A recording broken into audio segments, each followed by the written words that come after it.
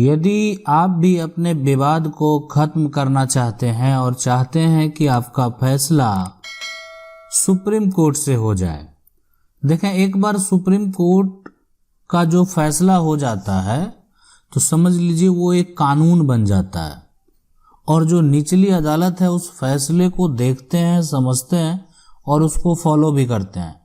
लेकिन अगर आपका भी किसी प्रकार का विवाद है, जो मामला आप सुलझा नहीं पा रहे हैं और आपको लगता है कि आप अपना समय जाया कर रहे हैं, तो आपके मन में ऐसा होता होगा कि क्या डायरेक्ट हम सुप्रीम कोर्ट जा सकते हैं और सुप्रीम कोर्ट में अपना केस फाइल कर सकते हैं।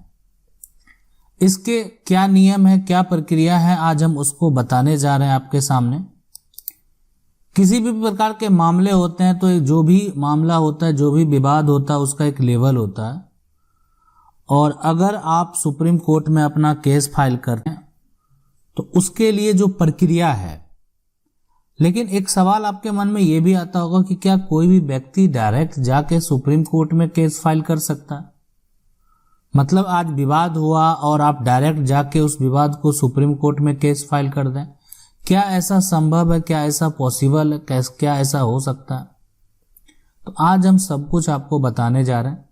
सबसे पहला बात कि ये जो मुकदमा है वो अगर सुप्रीम कोर्ट में फाइल करना है तो ऐसा नहीं है कि दो तरह से होता है। मतलब एक ऑनलाइन भी आप कर सकते हैं और दूसरा जो है आप ऑफलाइन भी कर सकते हैं। लेकिन सुप्रीम कोर्ट के अगर लेटेस्ट बातों को, आदेशों को देखें तो ऐसा कहा गया है कि अब जो है जो भी मामले होंगे वो ज़्यादातर जो ई फाइलिंग है यानी ऑनलाइन है वही उसी तरीके से किया जाएगा। ठीक है। तो अब यानी और कुछ ऐसे मामले हैं जो ऐसा नहीं है कि वो ऑफलाइन मोड में भी फाइलिंग होते हैं। लेकिन जो ई फाइलिंग प्रक्रिया है वो आप आसानी से कर पाएंगे। इसमें क्या होता है, इस कार्य के लिए जो है उन्हें वकील की तो मदद लेनी पड़ेगी, इस बात को आप समझें। ठीक है, आप घर से अपना सारा का काम कर सकते हैं। सर्वोच्च न्यायालय में आप घर से ही मुकदमा दायर कर सकते हैं। लेकिन अगर आप ऐसा सोचेंगे कि ये काम करने के लिए वकील का आपको मदद, फिलहाल फाइल करने में मदद तो आपको लेने की जरूरत नहीं है।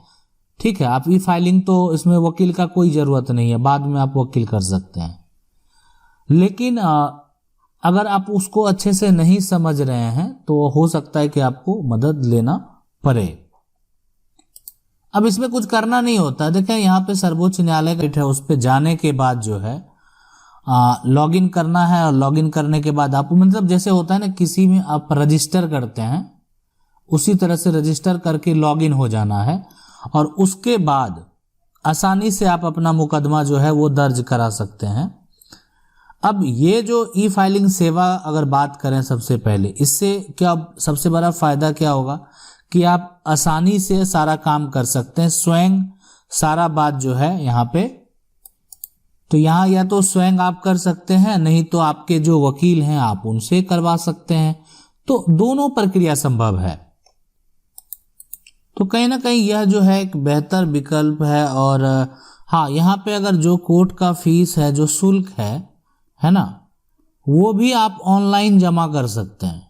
मतलब ऑनलाइन पेमेंट कर सकते हैं। यहाँ पे अगर आपके पास क्रेडिट कार्ड है, डेबिट कार्ड है तो उससे आप जो है पेमेंट कर सकते हैं और अपना जो मुकदमा है, नया मुकदमा है, वो आप दायर कर सकते हैं। आपका जो भी जिस प्रकार का विवाद है तो उस विवाद का, हाँ, आप वहाँ पे ऐसा नहीं, आप मान लेते हैं जब फाइलिंग करवाएंगे तो हो सकता है कि जो निचली अदालत है, ठीक है, जो निचली अदालत है उसके जो फैसले हैं, है ना, उसका क्या केस है, क्या फैसला है, उसका विवरण भी आपको मेंशन करना पड़े तो वो भी आपको वहाँ पे जो है मेंशन करना होगा। तो सारा कुछ जो है आपको देने के बाद जो है उसके बाद वो डिपेंड करता है कि वहाँ पे जब आपका केस फाइल हो जाएगा, सारा प्रक्रिया होगा, उसके बाद वो डिपेंड करता है कि आपका केस अगर लगेगा कि उसको रजिस्टर करना है तब वो आपको वेब पोर्टल पे जो है दिखा दिया जाएगा और अन्यथा उसको अगर मान लेते रिजेक्ट कर दिया भी जाता है। ठीक है, लेकिन सवाल तो वही है एक कि क्या डायरेक्ट, अगर मान लेते हैं आपका जमीन का विवाद है, कब्जा का विवाद है, मारपीट का विवाद है, कोर्ट चले जाएंगे, कोई भी व्यक्ति डायरेक्ट सुप्रीम कोर्ट में केस फाइल कर सकता है? आपको ऐसा लग रहा है? तो बिल्कुल नहीं कर सकता है।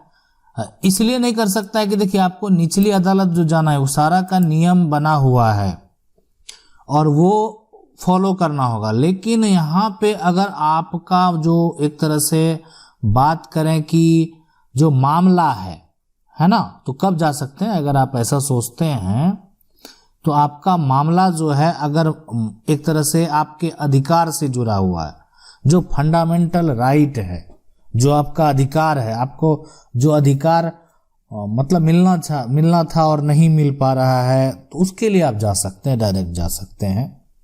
ठीक है, बाकी सारा नियम बना हुआ है। अगर आप हाई कोर्ट में जो है केस किसी वजह से हार गए हैं तो आप सुप्रीम कोर्ट जा सकते हैं, ऊपरी अदालत जा सकते हैं। या आप अगर निचली अदालत है उसमें अगर केस अपना हार चुके हैं तो आप हाई कोर्ट में याचिका दायर कर सकते हैं। तो वो एक यहाँ पे, लेकिन जब भी बात हो जनहित याचिका और आपके अधिकारों की, ठीक है, और मान लेते हैं कुछ राज्यों का मामला है, कुछ देश का कोई मामला है, उस केस में सुप्रीम कोर्ट में आप जो है डायरेक्ट जा सकते हैं।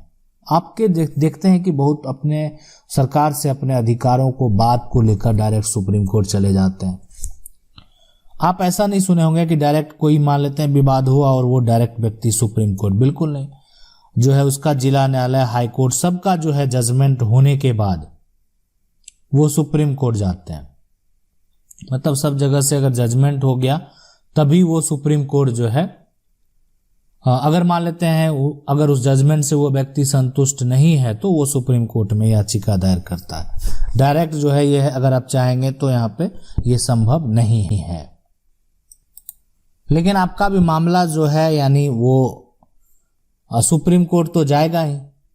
अगर मान लेते हैं आपकी लड़ाई लंबी है और अगर आप सिविल न्यायालय से जीत जाते हैं या हार जाते हैं या जीत जाते हैं, सामने वाला व्यक्ति आगे जो है याचिका दायर करता है, आपके बातों को मानने से इनकार कर रहा है, तो उस केस में जो है वो एक समय ऐसा आता है, बहुत ऐसे जजमेंट हुए हैं जो कि सुप्रीम कोर्ट में जब जो फाइनल जजमेंट हुआ वो सुप्रीम कोर्ट का ही मान्य हुआ है। ठीक है, बहुत ऐसे जजमेंट, और उस जजमेंट के बारे में हम बताए हुए भी आप जाएंगे, जो जजमेंट स्टोरी है उसमें जाके आप जो है उस जजमेंट के बारे में जान सकते हैं। और आने वाले समय में जो लेटेस्ट जजमेंट होता है, जो मोस्ट इम्पोर्टेंट जजमेंट होता है, वो हम आपको बताने का भी प्रयास करते हैं।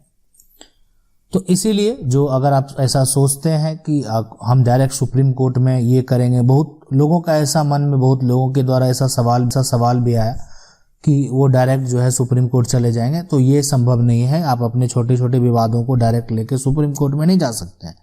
हाँ, लेकिन अगर आपका ही विवाद जो है किससे है, आपके अधिकारों से है। अब आपको अधिकार कौन देता है? आपका संविधान, और वो अधिकार आपको नहीं मिल रहा है। आप मान लेते हैं आपका संविधान आपको अधिकार देता है और क्या कहते हैं, कोई भी मान लेते हैं प्रशासनिक जो है आपको एक तरह से सपोर्ट नहीं मिल रहा, वो आपका अधिकार है। आप उस तरह के मतलब आपका जो एक तरह से मौलिक अधिकार है वो ना, तो वो अगर आपको नहीं मिल रहा है तो उसके लिए आप जा सकते हैं। तो इस तरह से, इस तरह के मामले अगर ऐसे होते हैं तो हाँ, जनहित मान लेते हैं, कोई ऐसा बात है, पूरा जनता के हितों की बात है, अगर ऐसे मामले हैं तो उसको लेकर भी आप सुप्रीम कोर्ट जा सकते हैं। सीधे हाई कोर्ट भी जा सकते हैं, है ना। तो वहां पे उस केस में जो निचली अदालत होते हैं, ठीक है, वहां पे याचिका जो है वो दायर ही नहीं होता। कब नहीं होता है? जब मौलिक अधिकार का हनन का मामला हो, तो उसमें जो निचली अदालत है ना, निचली अदालत जो है वहां पे याचिका दायर नहीं होगा। कहां होगा? तो वो डायरेक्ट होगा या तो हाई कोर्ट में या सुप्रीम कोर्ट में। तो आज आप समझ गए होंगे कि सुप्रीम कोर्ट आप कब जा सकते हैं, कब नहीं जा सकते हैं, और यहां पे क्या आपका अधिकार है, किस अधिकारों को लेकर आप सुप्रीम कोर्ट डायरेक्ट जा सकते हैं। तो अगर आपका किसी भी देखें विवाद है उसके लिए हुआ है, आप निचली अदालत में जाके जो है यानी केस फाइल करेंगे। उसके बाद अगर आप वहां से संतुष्ट नहीं है तो फिर आगे ऊपर आप जा सकते हैं। आशा करते हैं आप इसको अच्छे से समझ गए होंगे। वीडियो अच्छा लगा वीडियो को लाइक जरूर कर दें। चैनल को पहली बार देख रहे हैं सब्सक्राइब करके जो बेल आइकन है उसको जरूर दबा लें। मिलते हैं अगली वीडियो में, तब तक के लिए जय हिंद।